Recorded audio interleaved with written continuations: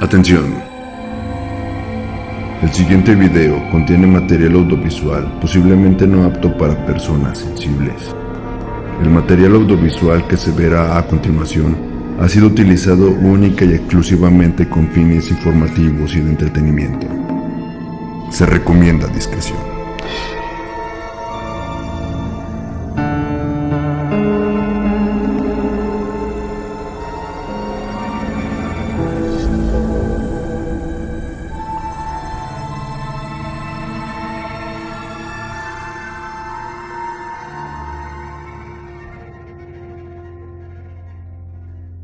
Día de Muertos, una tradición llena de muchísima cultura, una tradición llevada a cabo en nuestro hermoso y querido país de México.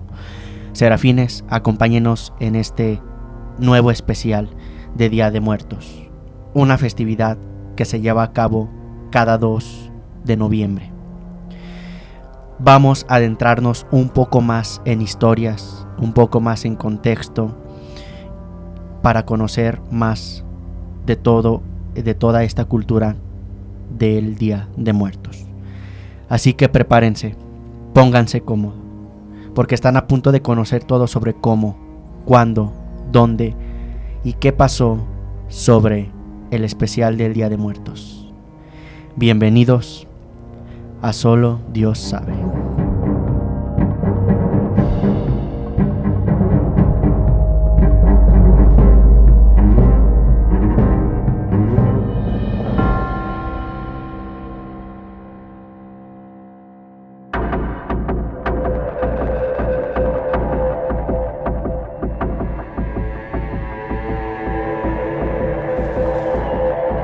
Solo Dios sabe.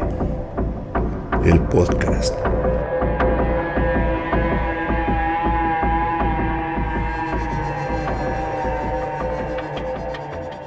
Buenas noches, serafines. Espero que estén listos para sumergirnos una vez más en alguno de los misterios que existen en nuestro universo. Les recuerdo que en esta travesía hacia la oscuridad no estamos solos. Nos acompaña, como siempre, mi gran amigo Güero Orozco. Amigo, buenas noches. ¿Cómo estás? ¿Qué tal, Brandon? Serafines, muy buenas noches. Pues bueno, un especial más en nuestro podcast. Ya tuvimos el especial de Halloween la semana pasada. Ahora vamos a tener este especial de Día de Muertos, que como ya lo dijiste en esa breve introducción, pues es una festividad que está arraigada en nuestra cultura como mexicanos, el cual es una festividad muy bonita, la verdad, porque muy colorida, que nos hace pues recordar a todos esos seres queridos, personas que pues ya no están en este plano, ya no están con nosotros.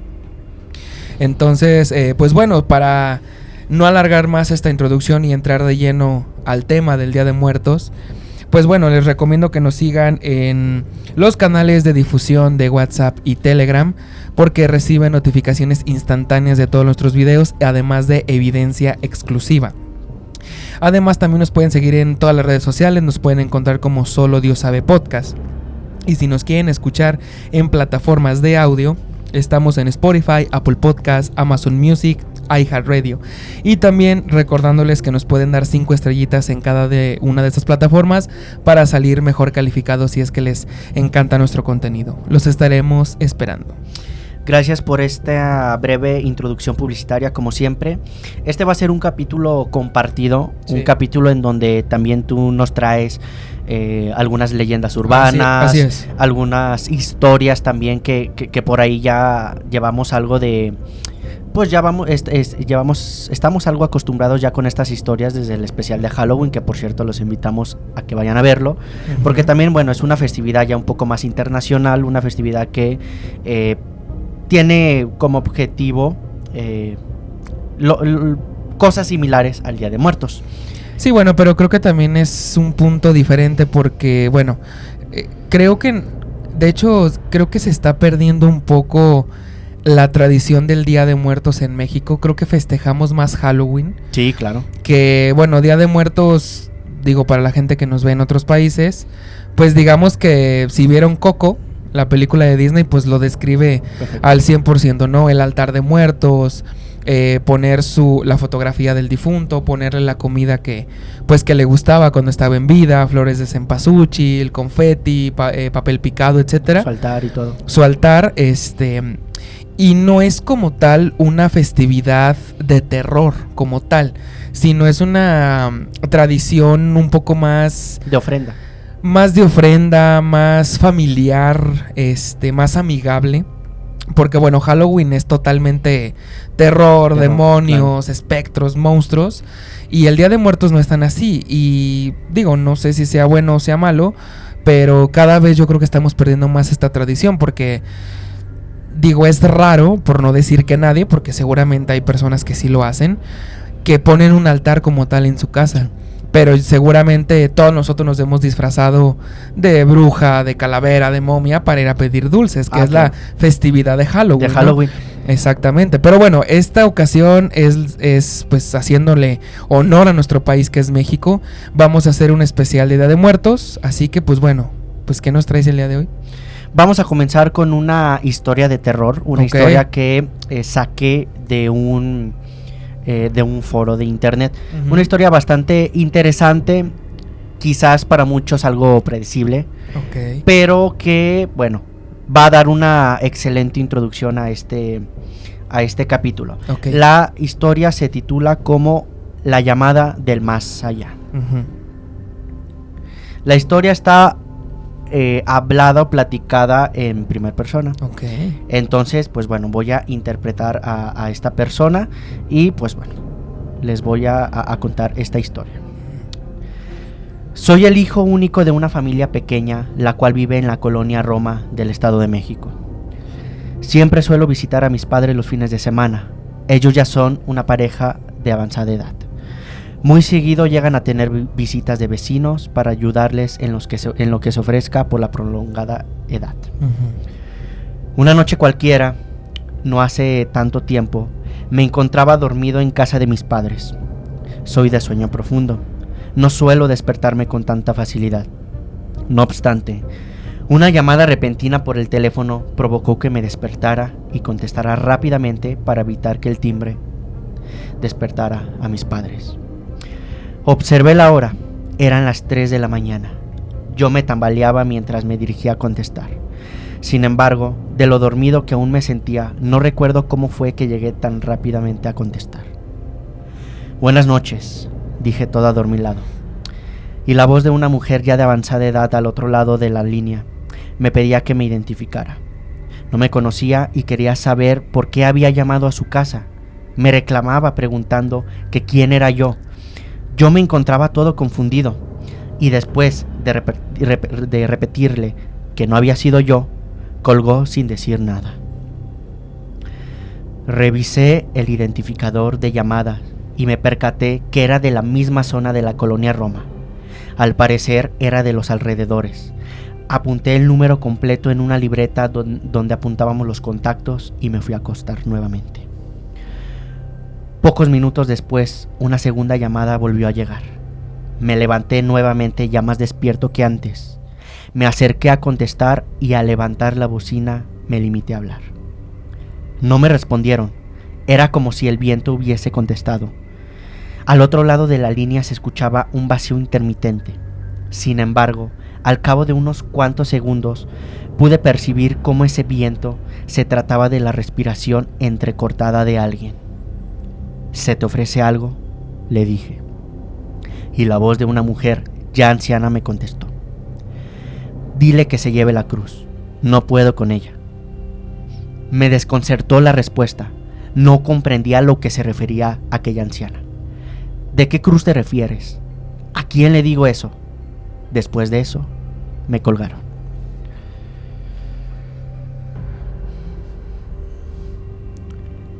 No comprendí qué sucedía.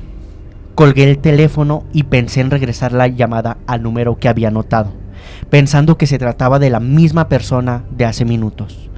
Pero me percaté de un detalle, que el identificador de llamadas decía desconocido. Escuché un ruido proveniente de la sala. Pensé inmediatamente en que tantas llamadas por fin habían despertado a mis padres. Fui a explicarles qué había sucedido. Se trataba de mi madre.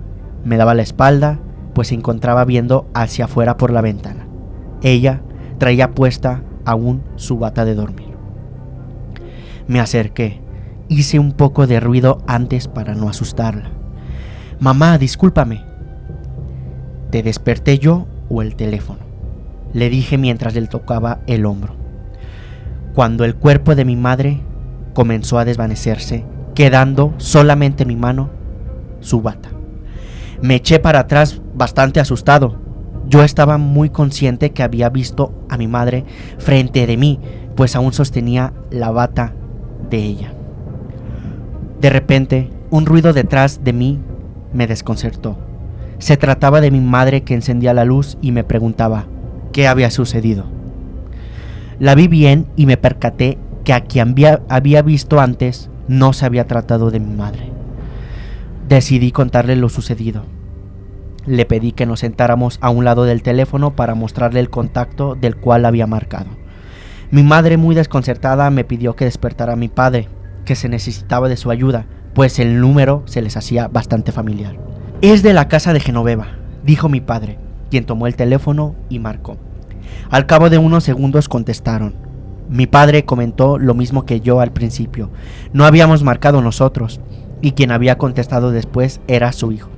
Sin embargo, mi padre se quedó en silencio mientras escuchaba algo que le decían del otro lado.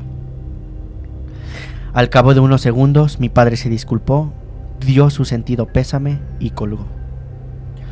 «¿Sucedió algo?», preguntó mi madre, pues también había escuchado el sentido del pésame proveniente de mi padre. «Sí, la hermana de Genoveva, la mayor, falleció hace unas horas. ¿Sí la recuerdas? Es la señora que vivía aquí cuando llegamos a la colonia». Mi madre, asombrada por la noticia, se había llevado las manos a la boca. Comentó que lo más adecuado sería ir a dar el pésame en persona. Fue cuando lo comprendí de algún modo. En ese momento, la hermana de la señora Genoveva la estaban velando, pero no daba crédito a lo que había sucedido con la llamada y la bata. Mi madre parecía que me había leído la mente, pues no me quitaba la vista de encima. Más tarde en la mañana, pocas horas después de que mi padre hubiese marcado, llegamos al velatorio. Mi madre me señaló quién era Genoveva y me presentó con ella. Al cabo de unos segundos me acerqué al ataúd para observar con sorpresa a una señora de muy avanzada edad, muy similar a la que había visto en casa de mis padres. En sus manos llevaba una cruz de hierro. La sostenía a la altura de su pecho. Me sobresalté tanto que me puse pálido del susto. Esa señora me había encargado decirle a su hermana que le quitara esa cruz del pecho. No sabía cómo decirle a su hermana sobre el mensaje, a lo que mi madre, al ver el cuerpo, entendió bien la encomienda que nos había hecho llegarle a la señora Genoveva. Nos sentamos a un lado de ella, como si fuéramos conocidos de hace años. Mi madre platicó lo que había ocurrido.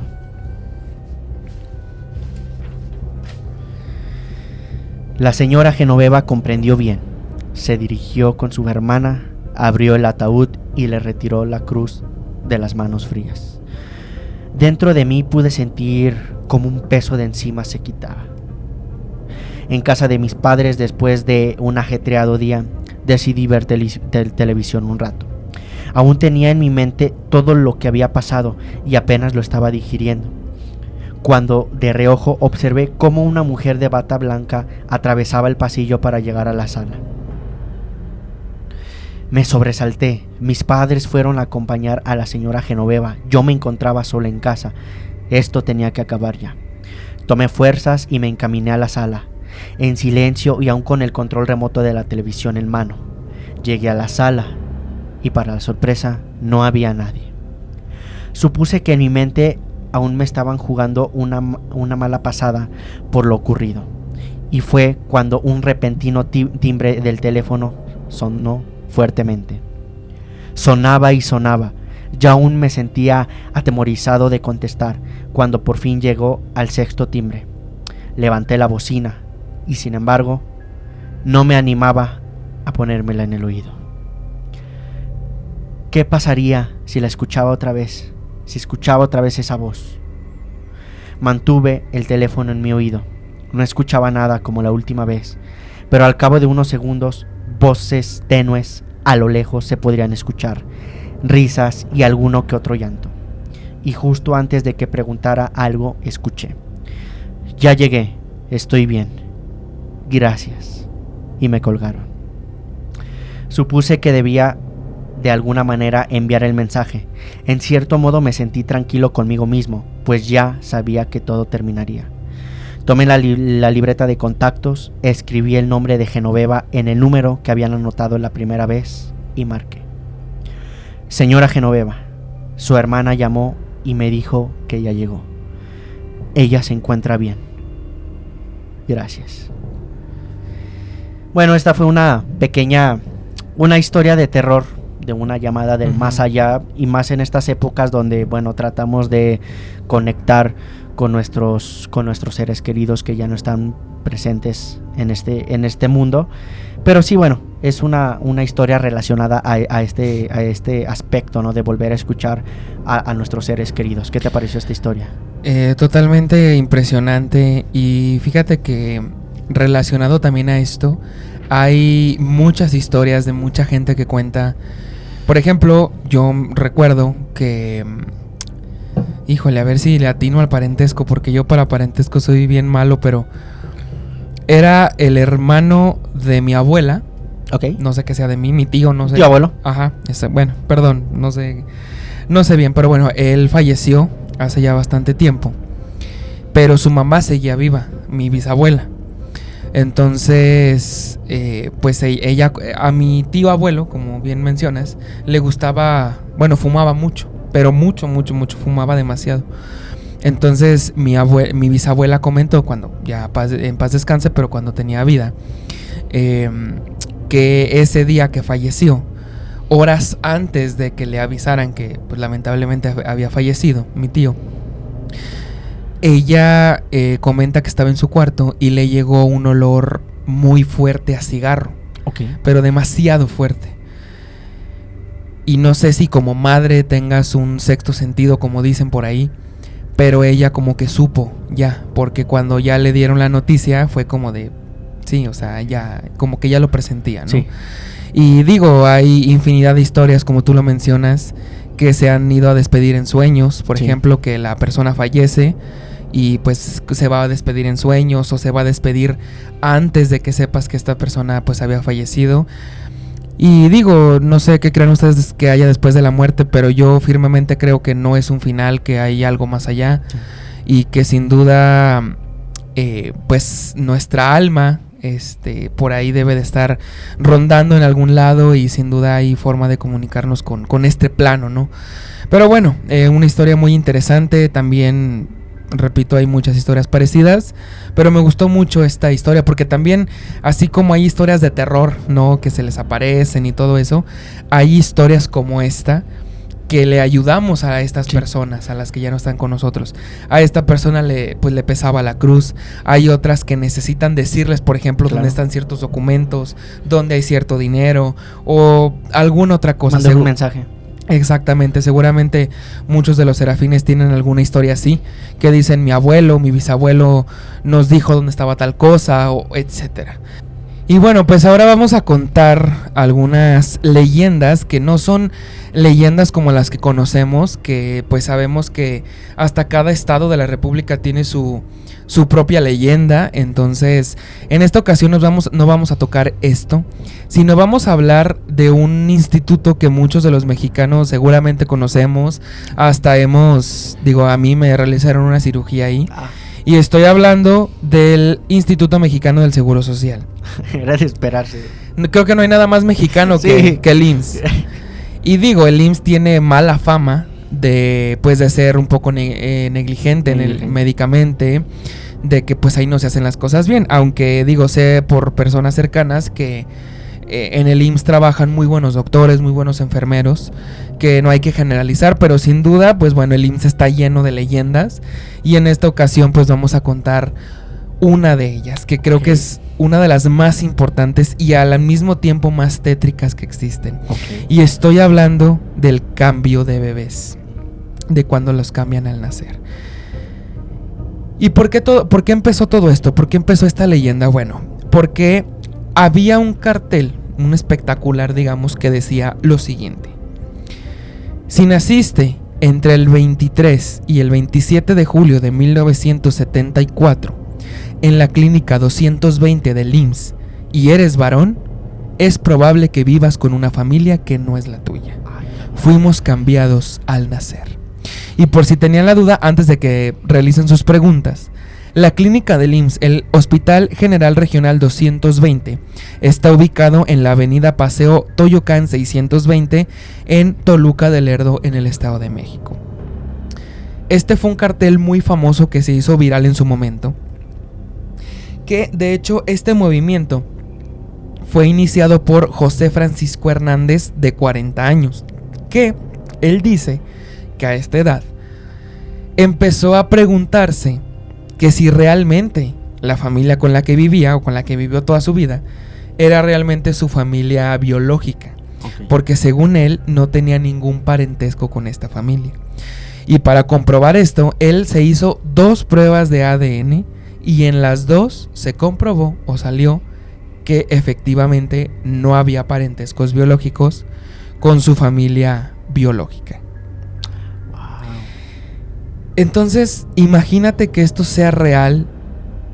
Y digo, qué horrible ha de ser recibir una noticia de este tipo, que descubres que tu familia no es tu familia, que tanto tu mamá como tu papá realmente, bueno, no son tus papás biológicos, porque bueno, papá y mamá, como dice el dicho, papá o mamá no es el que engendra, sino el que educa o el que cría. El que cría, exactamente. Pero de todos modos, o sea, saber la impotencia de decir, estos no son mis verdaderos padres. Ay. Y que ni siquiera fue porque te abandonaron o porque te dejaron, sino porque el hospital cometió una negligencia médica. Wow. ¿A qué edad se enteró? A los 40 años. Se tardó, porque yo creo que pues desde... Sí, bueno, se tardó. Quizás ya los rasgos definitivos a los 20 y tantos años, pues desde ahí ya pudo... Totalmente. Que incluso antes, pero desde ahí ya pudo comenzar a sospechar de que pues realmente no estaba viviendo con su familia, porque pues físicamente no se parecen. Y nosotros podemos ver en cualquier familia, al menos aquí en México, sí, que sí o sí siempre tenemos algún rasgo que nos caracteriza, ¿no? Por ejemplo, de que sacó los ojos de su mamá, claro, tiene, no sé, las facciones de su padre. Sí, siempre hay algo que te caracteriza, que te caracteriza, ¿no? Pero en este caso, wow. Y bueno, esto, lo que les comento, o sea, esto del cartel existió, el movimiento existió. Obviamente no sabemos si fue real o no, si esto que afirma José Francisco Hernández, pero obviamente el IMSS salió a defenderse, a contestar esta afirmación. Y resulta que el IMSS dice que esto que voy a comentar a continuación no tengo manera de comprobarlo, porque sí lo investigué. Me metí hasta la página oficial del IMSS, de la clínica 220, y no encontré nada de su historia. Pero según esto, ante el IMSS, la clínica en la 220, donde según este señor nació en 1974, el IMSS dijo que esta clínica se había inaugurado en 1976. 2 años. 2 años después, entonces obviamente pues no cuadran las fechas, entonces es probable que no sea verdad. Pero repito, esto se tiene como leyenda y se hizo un movimiento bastante importante acerca de esto, entonces no sé si sea real o no. Pero te voy a contar una historia, además de esta, de la cual sí fue real. Ok. Y es que el 26 de enero del 2012, concretamente en el Hospital Materno de Seguridad Social del Estado de México, otra vez, nacieron 2 bebés en particular. Obviamente nacieron muchos, ¿no? Pero nacieron 2 bebés en particular. Y cada uno, digamos, nació el uno, y el otro nació después de 50 minutos. Nacieron con 50 minutos de diferencia. Okay. Sus madres, respectivamente, la mamá o la familia Estrada y la familia Anaya, 2 días después, las madres, o sea, el 28 de enero, fueron dadas de alta. Todo normal. Nacieron sus hijos, se los entregaron y a los 2 días las dieron de alta.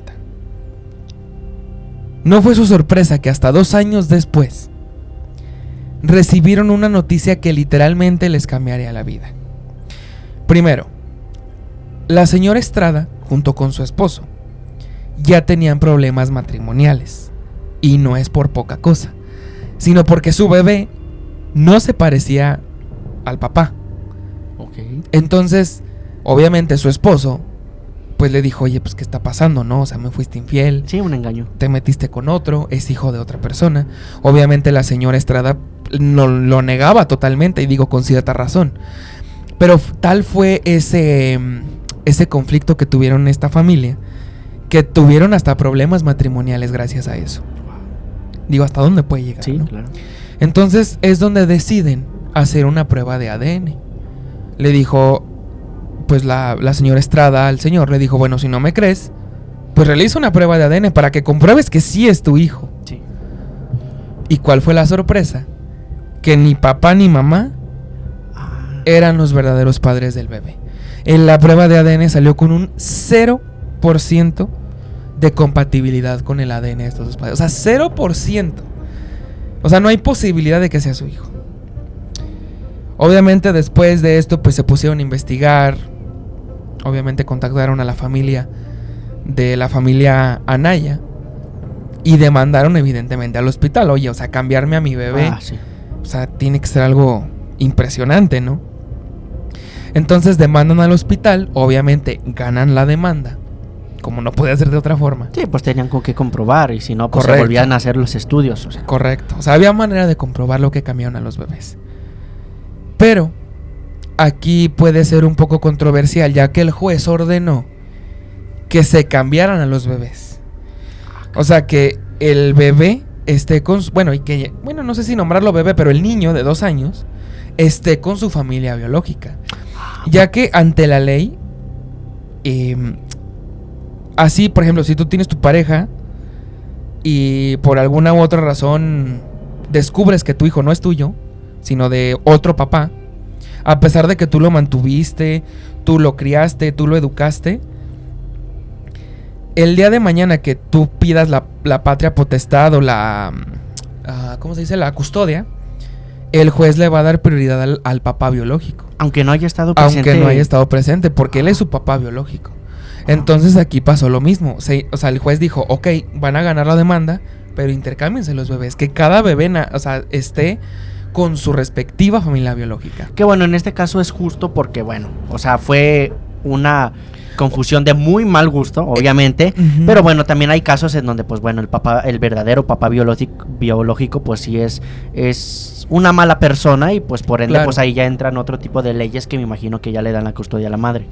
Sí, bueno, pero aquí hay otro detalle. O sea, tú te encariñaste, tú amas a tu hijo, al que tú pensabas que era tu hijo. Imagínate que después de 2 años te cambien al bebé, y aunque tú sepas que ese niño es tu hijo real, tu hijo verdadero, pienso que ha de ser raro volverte a encariñar. Obviamente al paso del tiempo lo vas a lograr, pero de momento es raro que te encariñes con alguien que, a pesar de que es tu hijo biológico, pues no lo tuviste durante esos 2 años. Y es empezar de cero. Totalmente desde cero. En este caso se puede decir que afortunadamente pues fue a los 2 años. Pero imagínate, 10 años, sí, 15 años, yo creo totalmente. Y yo creo que ha habido casos. Sí, sí, pero o sea, ¿estás de acuerdo que entre comillas echarían a perder toda una vida con su hijo? Sí, totalmente. O sea, cumpleaños, vacaciones, todo lo que viviste con tu supuestamente hijo, que terminó no siendo. Y de hecho hay casos que la familia se entera de que no es su hijo cuando por ejemplo, el papá o el hijo o quien sea se enferma y necesita un trasplante de órganos, y dicen, es que no, ya hay necesidad de hacer esos estudios. Y dices, pero ¿por qué no? Si es mi papá. Es que no es tu papá. Y ahí es cuando por fin se dan cuenta de que pues sí hubo un cambio de bebés. Voy a ir a mandar a hacer ahí unos estudios porque bueno, papá muy güero y uno acá color humilde, ¿no? Es humilde. Bueno, pero la historia tiene un final feliz. Porque ganaron la demanda y el gobierno los indemnizó a cada familia con 50 millones de pesos. Ah, ok, bueno. Esa es la cifra que se conoce, pero digo, bueno, 50 milloncitos, pues como que dicen, bueno. hijo, sí te quiero. Hijo, sí te quiero. Pero te pareces a tu madre. Sí, pero digo, yo creo que de todos modos ha de ser horrible que te digan Sí. que tu hijo no es tu hijo. Sí, es como que un golpe moral, ¿no? Totalmente. A toda tu Y familia. cambia tu vida Y para cambia siempre. tu vida para siempre, pero como vuelvo a repetir, afortunadamente se dieron cuenta, entre comillas, rápido. A temprana edad, ¿no? Pero bueno, ¿qué más nos tienes? Vamos a pasar con otra leyenda, obviamente aquí en el país de México. Estamos festejando, celebrando Día Día de Muertos, ¿no? Una festividad que a mí me encanta mucho, Sí. porque aparte de que hay muy buena comida, pues Uf. es una festividad muy colorida. En a partir de septiembre ¿Hasta febrero? hasta febrero, en México la comida es espectacular. Wow. O sea, en septiembre, mes patrio, el pozolito, gorditas. Septiembre. Enchiladas, todo tipo de comida mexicana. Tradicional, sí. En octubre, bueno, pues obviamente Halloween, dulces. También en Día de Muertos, pues obviamente también una comida espectacular. Llega diciembre con Wow. Navidad, el pavito, la pierna.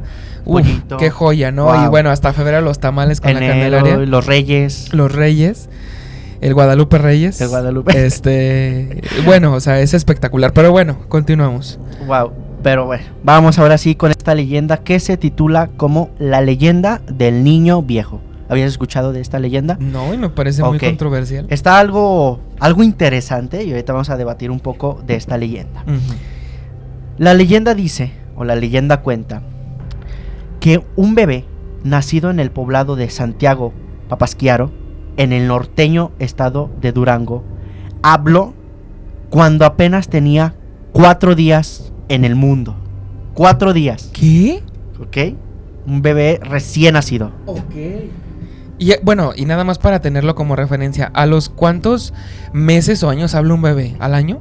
Al año y medio, creo. Empiezan a soltar como que sus Ok. primeros sonidos. Y este bebé habló A los 4 días de días. nacido. ¿Ok? Wow. Ahí va. Corría el año de 1813. Ok. Cuando una niña de apenas 7 años, hermana mayor del mencionado niño, gritó asustada luego de escuchar al bebé hablar de manera clara y con las palabras bien hiladas. Ujú. Las palabras que escuchó la menor de 7 años, que salieron de la boca del bebé, de la boca de su hermano, fueron: no des tan recio a la cuna, que me duele la cabeza. No ¿Ok? mames. Esto provocó que la niña obviamente se asustara. O sea, incluso No obviamente una mames. niña de 7 años se da Sí, cuenta no. que eso es absurdo, es ridículo. Sí, Pues sí, acaba sí, de- es imposible. Imposible. Pues obviamente le parecía que esto era bastante, o sea, aparte de imposible, sino tenebroso. O sea, daba miedo, ¿no? De que totalmente. se le metió algún demonio. Totalmente. Que es para lo que voy. Ah, cabrón.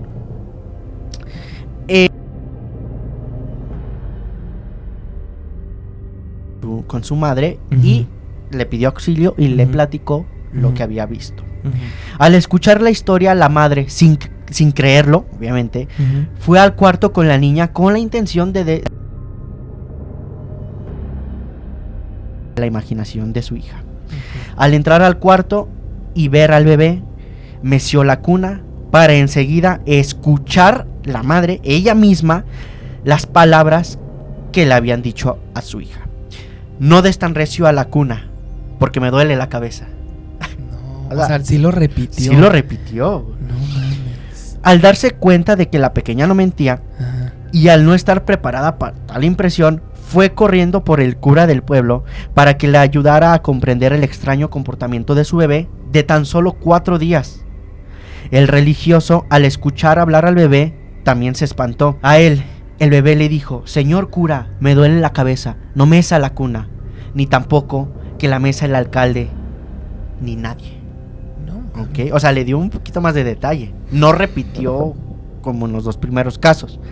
Al enterarse del suceso, el alcalde de Santiago Papasquiaro y el juez de la región acudieron a la casa donde estaba ocurriendo este insólito hecho.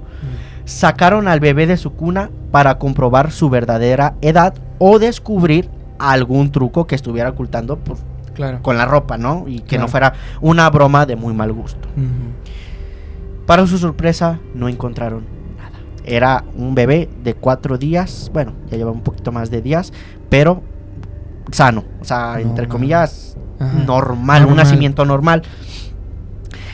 Frente al bebé, al que consideraron un ser maligno, determinaron en qué crees, ¿Qué? en degollarlo para que no No. ocurriera ninguna desgracia en el pueblo. O sea, el pueblo, el alcalde, No. todos, ni su familia aceptó que hablara a tan temprana edad, por lo cual lo asimilaron con un hecho maligno, Ajá. o que se le había metido algún demonio, Al fin y México. para evitar que sucedieran cosas más a fondo, decidieron degollarlo. Al escuchar esto, ahí va algo muy interesante. El bebé le respondió con las siguientes palabras. Obviamente cuando estaban diciendo, ¿sabes qué? Vamos a degollar a este Sí, bebé. cuando él escuchó todo El eso. bebé escuchó de que le iban Ajá. a dar cuello, ¿no? Como Literalmente. decimos aquí, literalmente. Sí. El bebé les dijo las siguientes palabras.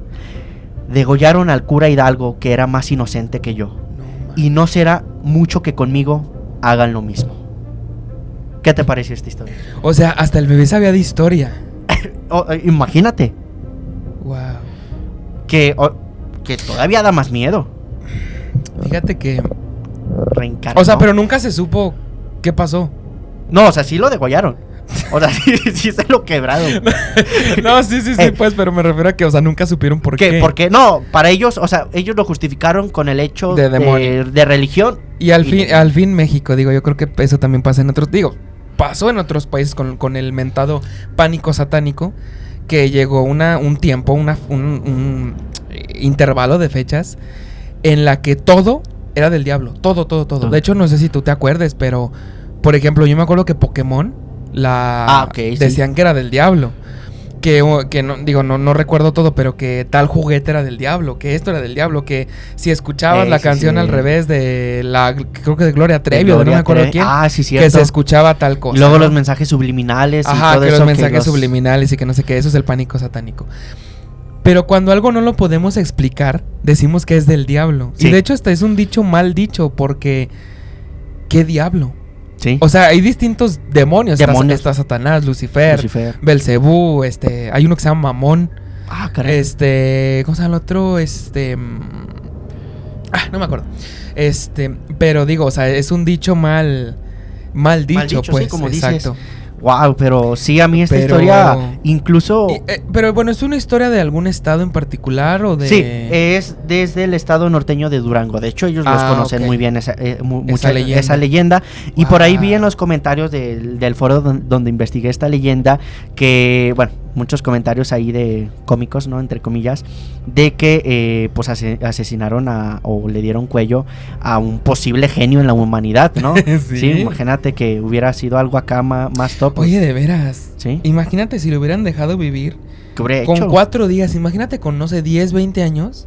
Wow. Pero si uno ahorita a los 25 muy apenas sabe hablar, imagínate. Sí, totalmente. Wow, pero bueno. ¿Tú qué más nos traes? Continuamos con otra leyenda muy interesante y sobre todo porque involucra, creo yo, que a uno de los personajes más icónicos de México. Ok. A una leyenda de la comedia mexicana, y estoy hablando de Mario Moreno Cantinflas. Ah, perfecto. Cantinflas, digo, si no lo conocen, no sé por qué, si viven abajo de una piedra o algo así, porque a pesar de que, bueno, ya falleció, creo que falleció en el 83, no me acuerdo, si no, por ahorita lo investigamos. Sí, pero es una leyenda de la comedia mexicana. Es un personaje icónico de la cultura mexicana. Y a pesar de que, bueno, evidentemente no fue en mis tiempos, obviamente las películas de Cantinflas son excepcionales, son buenísimas. Mi película favorita de Cantinflas es la de Por mis pistolas, que si no la han visto, de verdad véanla, porque es una película muy buena. Entonces, digo, a pesar de que no te tocó ver a Cantinflas con vida, seguramente sabes quién es. Y es un personaje muy misterioso, porque esta leyenda, él es el protagonista de esta leyenda. Ok. Hay muchas leyendas por ahí también, no sé si tú sepas esta leyenda, que seguramente sí, porque también es muy famosa, que teóricamente dicen que Pedro Infante murió en un accidente de avión. De avión. Ajá. Y luego, pues, como toda la vida, ¿no? Que siempre no se murió, que anda por ahí escondido, como tal fue el caso de Juan Gabriel, de Jenny Rivera, Luis Miguel. Que también dicen que Luis Miguel falleció en el 92, que fue reemplazado, etcétera. Pero también por ahí se dice que realmente Pedro Infante no murió en un accidente de avión. O sea, que sí se estrelló el avión, pero que no murió, que quedó desfigurado y todo eso. Pero bueno, es una historia para otro podcast, únicamente digo que tiene que ver con Cantinflas, que teóricamente Cantinflas fue el que ayudó a Pedro Infante a ocultarse del público. Ah, ok. Él lo ayudó. O sea, esa relación fue para por ahí se dice ocultar que Cantinflas tenía una mansión en algún bosque o en alguna sierra alejado de la ciudad, y que él iba a llevarle comida, despensa a Pedro Infante, que lo tenía viviendo en esa mansión. Esta historia la cuenta teóricamente el chofer de Cantinflas, pero bueno, eso lo vamos a ver en otra ocasión. Qué buen amigo. Sí. Lo que nos trae ahora es una leyenda de Cantinflas muy interesante que yo no conocía hasta hace poco. Y ahí te va. Se dice que el patrullero 777, por decir Cantinflas, tenía una extraña obsesión. Y tal fue esa obsesión que lo motivó o que lo obligó a construirse una lujosa mansión en el puerto de Acapulco a mediados de los años 50. Cantinflas construyó una enorme mansión en el puerto de Acapulco, pero no fue por casualidad o porque le gustara vivir en la playa, sino porque Mario Moreno Cantinflas tenía una afición incontrolable por las sirenas. Estos seres, pues míticos hasta cierto punto. Cantinflas sentía una atracción enorme hacia las sirenas, y tal era su atracción que hasta él mismo decía que su sueño era casarse con una sirena. Ah, tanto así. Tanto así. Y bueno, se pudo haber quedado en una leyenda, en un gusto raro de Cantinflas. El problema es que se puso en contacto con un hombre que le prometió que lo iba a ayudar a Cantinflas. Dicen las historias que en un bar de la Ciudad de México, una noche, Cantinflas estaba sentado tomándose una copa. Okay. Cuando llegó un hombre misterioso. El hombre, de nombre Carlos Lorenzo Hernández, se acercó con Mario Moreno y comenzaron a tener una charla. Dentro de la plática, Cantinflas le dijo al hombre que todo lo que tenía no era suficiente, a pesar de todo lo que tenía Cantinflas. Sí. No era suficiente, y que él tenía un deseo en particular. Cantinflas le dijo que quería casarse con una sirena, porque él estaba muy interesado en ellas. Y todo parecía ir normal, una plática de amigos, sin ningún tipo de algo en particular. Pero todo parecía ir normal hasta que el misterioso hombre le entregó a Cantinflas una piedra como si fuera un cuarzo. No era un cuarzo, pero se veía como un cuarzo. Le pidió que se comprara una casa en Acapulco, o que la hiciera, y que Carlos, este hombre misterioso, él volvería el día que Cantinflas construyera esa mansión. El hombre se paró y se fue. Él le prometió esto a Cantinflas. Tiempo después, Cantinflas adquirió su mansión en Acapulco, y como por arte de magia, Carlos volvió a aparecer, quien le dio instrucciones exactas de lo que debía hacer en esa casa, pues este hombre le dio instrucciones para poder que Cantinflas viera a una sirena real. Este hombre le dijo: tienes que construir una estatua a tu imagen y semejanza, y que la pongas viendo, porque la casa estaba como a pie de playa, vamos a decirlo así, y la estatua la tienes que poner viendo hacia el mar. Una estatua tuya volteando a ver hacia el mar. Además, la casa tenía como formas de animales marinos, delfines, etc. Al concretar esta nueva petición, Carlos Lorenzo Hernández le dijo a Mario que después de que construyera la estatua y la pusiera volteando a ver hacia el mar, le dijo que Cantinflas tenía que pararse a las 2 de la mañana junto a su réplica. Fue entonces cuando el famoso, presuntamente, después de que hizo todo lo que este hombre le dijo, vio muchas sirenas frente de él. Un día Cantinflas se paró a las 2 de la mañana frente a la estatua, viendo hacia el mar, y teóricamente Cantinflas vio sirenas reales en el mar. Desde entonces, y supuestamente, esos seres acudían a convivir con el protagonista de la película El Padrecito, o sea, con Cantinflas. Incluso se dice que Cantinflas hacía fiestas secretas con sus amigos y con las sirenas, y que ellas a veces todavía van a la casa abandonada. Porque sí, esta casa, bueno, Cantinflas muere, no sé qué pasó con alguna pues papel o propiedad, pero la casa está totalmente ya abandonada, no es una casa habitable. Y de hecho, muchas personas que conocen esta leyenda, ellos mismos dicen que ellos van a la casa de Cantinflas, se paran junto a la estatua a las 2 de la mañana y que ellos personalmente han visto a una o varias sirenas. También por ahí se decía que Cantinflas se iba a nadar con estas sirenas, que una vez, no sé por qué tenía esta obsesión, pero tenía tanta obsesión que se lanzó al mar y nadó con las sirenas, que las sirenas lo llevaron a conocer pues las profundidades del océano, etcétera. Entonces digo, se tiene como una leyenda bastante factible, bastante famosa, esta leyenda de la casa de Cantinflas.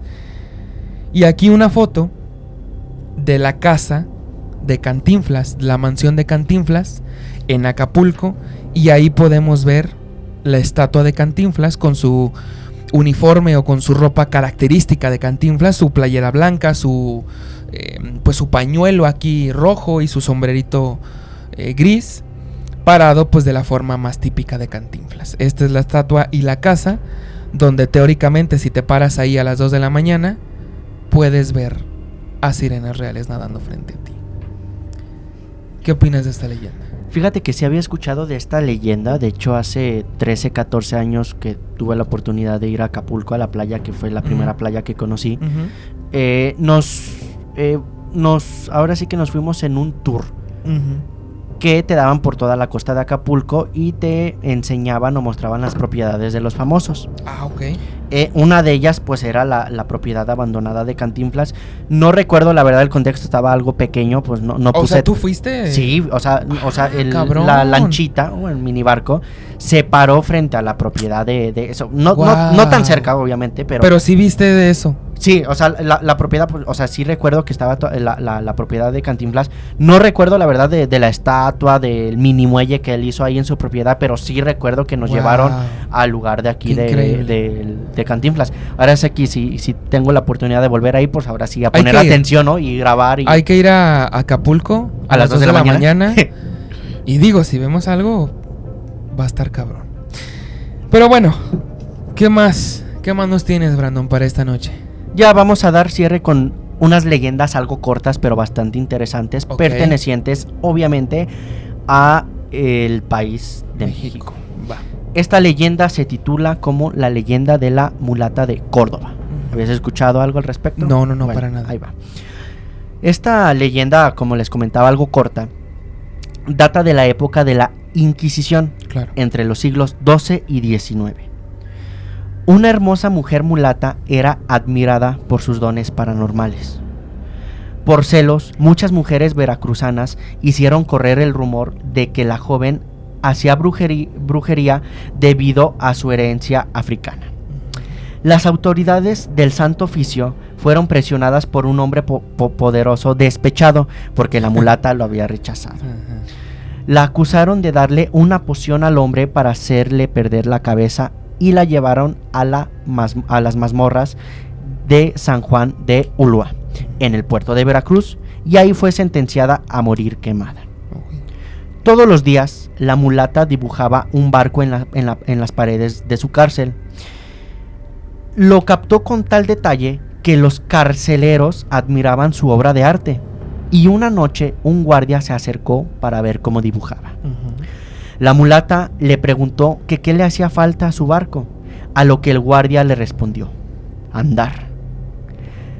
La mujer le dio una sonrisa endemoniada, saltó al dibujo y empezó a moverse por las paredes de la prisión hasta perderse en las sombras.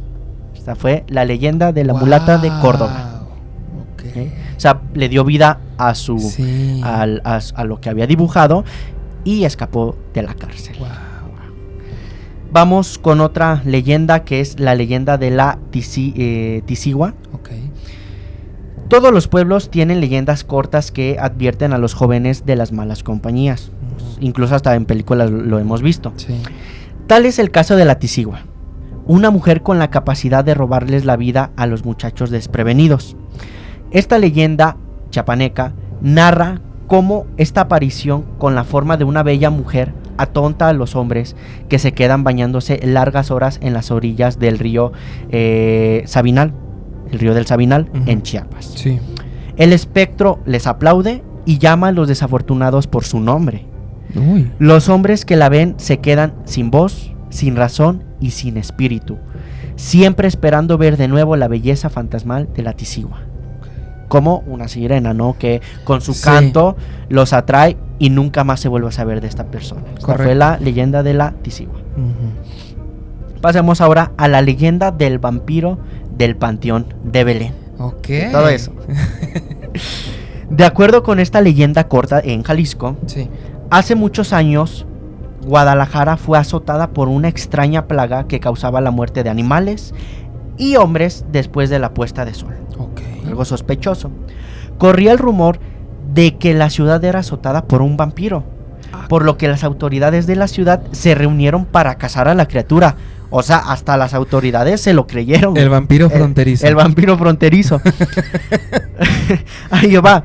Un hombre les aseguró que para atrapar al no muerto, la ciudad debía causarle hambre para forzarlo a salir de su escondite.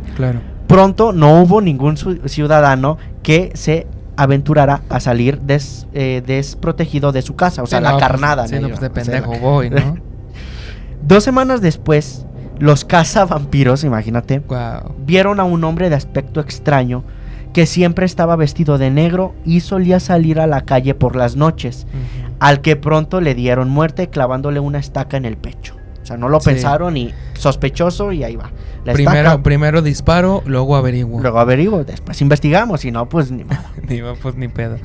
Enterraron sus cenizas en el Panteón de Belén y de la tumba comenzó a crecer un árbol maldito que está cercado actualmente. De hecho, ahí están las fotos, se las compartimos por nuestros canales de difusión.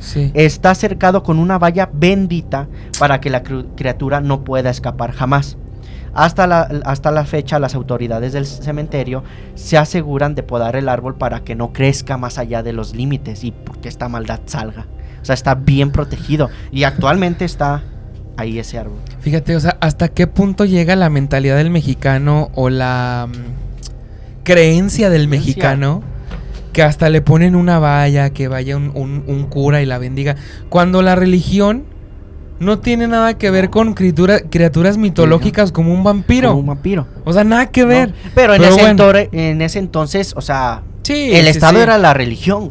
Sí, totalmente. Entonces, obviamente lo que mandaba hacer la religión, y lo vimos con el bebé, o sea, habló a los 4 días, pues denle cuello, ¿verdad? En lugar de que lo experimenten. Sí, no, esas cosas son del diablo, es un demonio. Con eso se defiende, como comentabas lo de la época del pánico satánico. Del pánico satánico, ¿sabes? Y más en este país donde, bueno, mucha gente cree cosas que no están del todo. Y hasta hoy en día.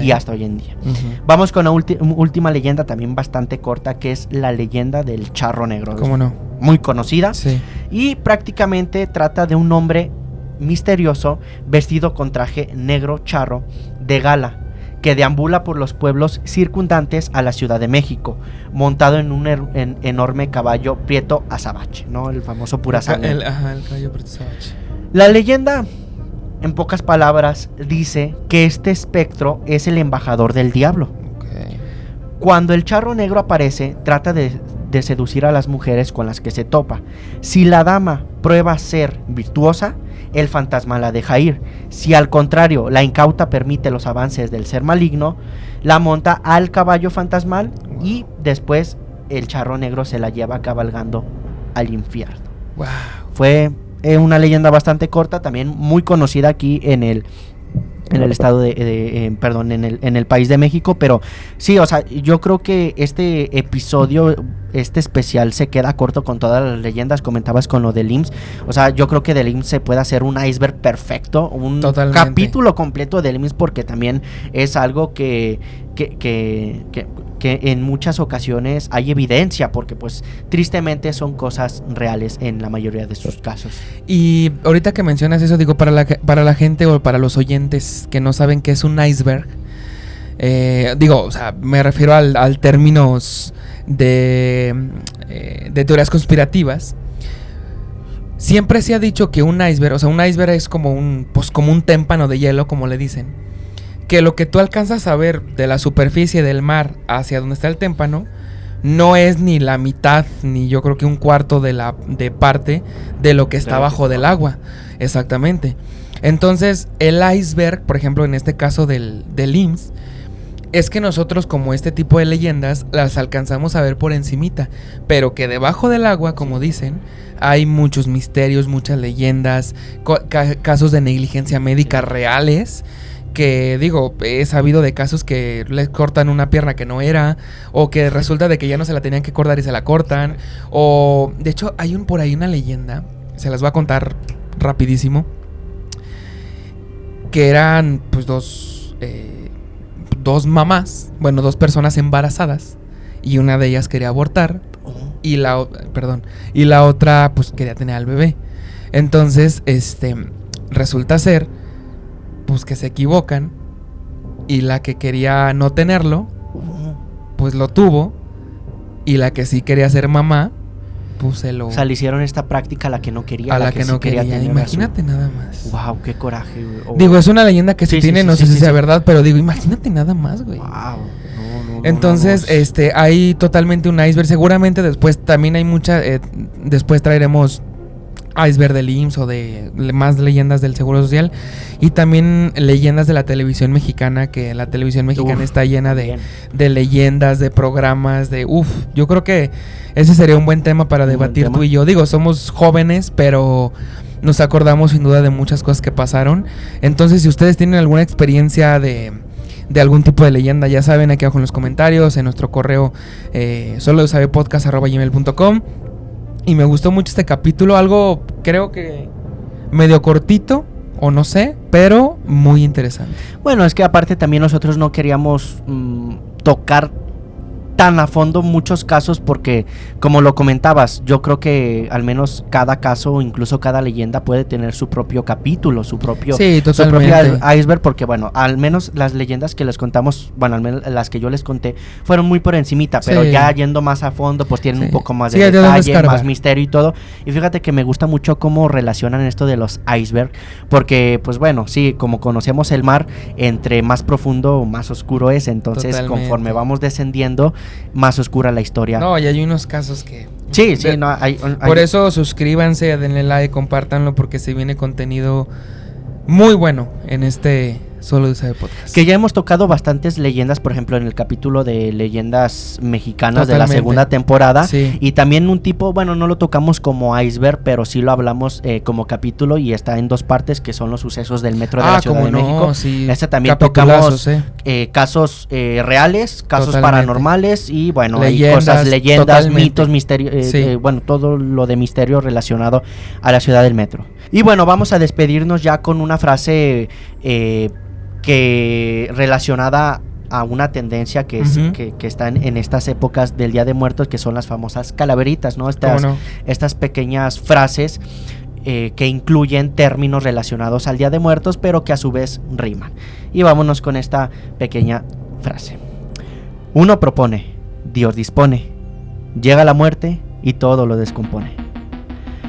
Ahora podemos irnos en paz, sabiendo que hemos desafiado los límites de nuestra comprensión, porque al final solo Dios sabe. Hasta la próxima.